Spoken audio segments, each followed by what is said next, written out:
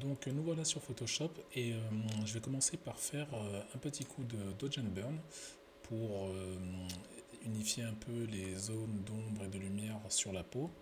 Et le Dodge and Burn, je vais le faire avec deux courbes. Donc je fais toujours une copie de mon arrière-plan, ça me permet de préserver l'arrière-plan d'origine au cas où si je me trompe, si je peins sur ce calque-là, j'ai toujours mon calque d'origine qui est protégé. Je vais aller dans Réglages, Courbe. Au niveau de cette première courbe, je vais prendre à peu près au milieu ici et je vais monter un tout petit peu. Ensuite, je fais CTRL-I pour inverser le masque et je vais renommer cette courbe Dodge.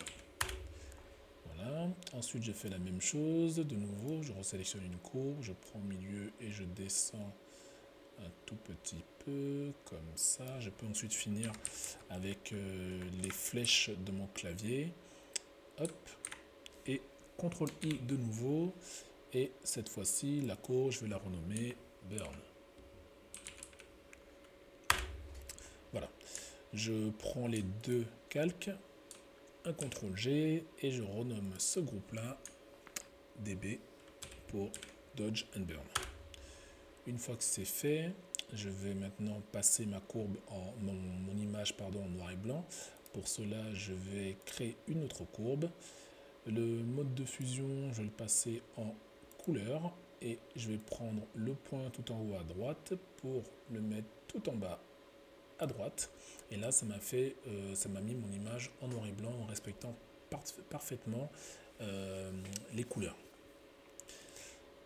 Pour m'aider un peu plus dans ma sélection du noir et blanc, je vais refaire encore une courbe. Je vais prendre le point qui se trouve ici, et je vais le descendre beaucoup plus sensiblement que pour mes deux courbes Dodge et Burn. Je vais faire un autre point ici que je vais rapprocher un tout petit peu du centre et pourquoi pas un dernier. Par contre, je fais attention de ne pas aller au-dessus. Donc là, c'est pas mal comme ça. Ici, un autre point. Voilà. Il me semble comme ça, j'ai pas mal de contraste sur mon image. Et c'est pas mal du tout, ça va me permet de pouvoir peindre les quelques taches, les quelques zones d'ombre qu'il faudrait. Une fois que ça c'est fait, je vais donc prendre ces deux calques là, je fais à nouveau CTRL-G et là par exemple je vais les appeler Aide parce qu'ils vont me permettre de mieux travailler sur le Dodge and Burn. Ensuite je vais prendre ma courbe de Dodge, je vais prendre un pinceau. Ici, le pinceau, je vais le mettre à 1% au niveau du flux et 100% au niveau de l'opacité. Et je vais pouvoir commencer à peindre les zones que je veux un peu plus éclairées si jamais je les trouve trop sombres, si jamais je vois qu'il y a des petites taches. Alors, il ne s'agit pas là pour le moment de refaire les zones de lumière et d'ombre de la peau. Attention, on n'est pas sur le Dodge and Burn classique, autrement dit le contouring. Là, on est vraiment sur du local Dodge and Burn. Donc le but c'est plutôt de gommer un peu les tâches et de smoother les transitions de lumière et d'ombre.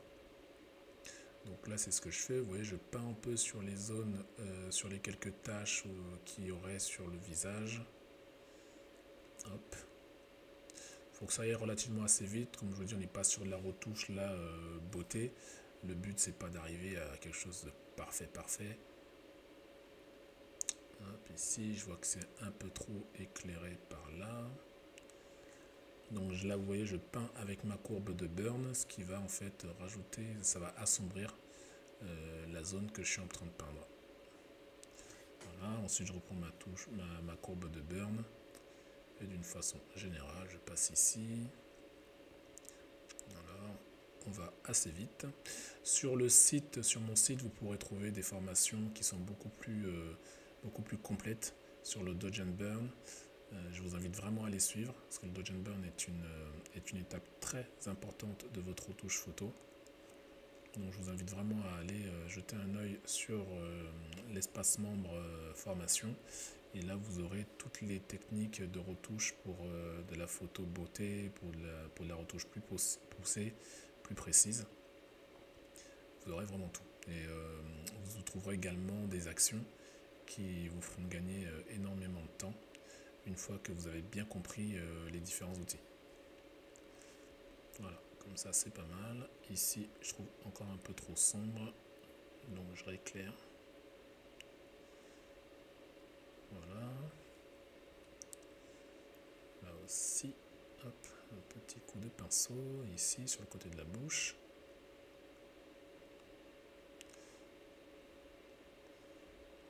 Voilà. Si vous voulez voir le avant-après, si vous avez du mal un peu à voir ce que ça fait, voilà. Vous voyez, là, on voit mieux la différence. Ça n'a déjà rien à voir.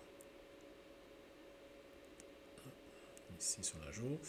Sur le front, il y a une grosse tache ici.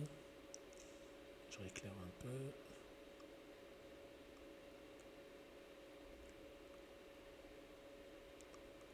Voilà, parfait. Ici aussi. Ensuite, on peut voir que par exemple, cette zone ici, elle est un peu trop éclairée. Donc, du coup, je prends la courbe de Burn et là, je passe un peu là. Voilà, pour assombrir un peu. Pareil ici. Là, voilà. Ici aussi. Comme ça. Voilà. C'est déjà un peu plus uniforme. Et je reprends un peu ma courbe de Dodge. Hop. Et je pense que pour le visage, on est bon. Oui, ça me semble pas mal du tout pour le visage. J'ai pas besoin d'aller plus loin. Parfait. Je regarde ailleurs s'il faut. Peut-être ici, il y a le petit pli, la ride, pardon, la ride du coup. Hop. Voilà. Ici, tout va bien. Hop.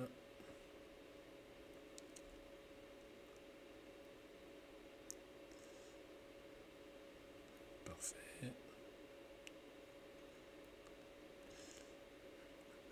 Voilà. Après, vous savez, là, on est en train de faire ça parce que j'aime bien retoucher un peu les photos, même quand je vais y appliquer mes propres presets. Mais comme vous avez pu voir sur le site, sur mon site, les photos que j'ai mis en exemple, j'ai absolument pas retouché. Donc les presets, ils fonctionnent très bien, même si vous ne retouchez pas la photo. Moi, c'est juste que j'ai l'habitude de retoucher un tout petit peu mes photos avant de les poster, avant de les poster.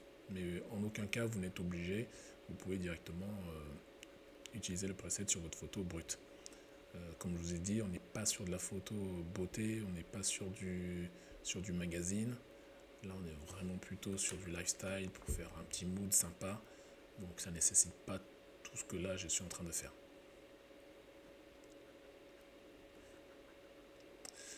Voilà, une fois que ça c'est fait, il me semble que on est bon. Je dézoome pas mal. Oui, c'est bon, là on a tout. Hop, je repeins un tout petit peu là. Voilà, il y a quelques petites taches ici. Et je vais prendre ma courbe de Burn pour passer un peu là, là. Voilà. Et il me semble que on est totalement bon. Parfait. Donc là maintenant, on va passer à l'autre étape, à la deuxième étape, qui est la séparation de fréquences.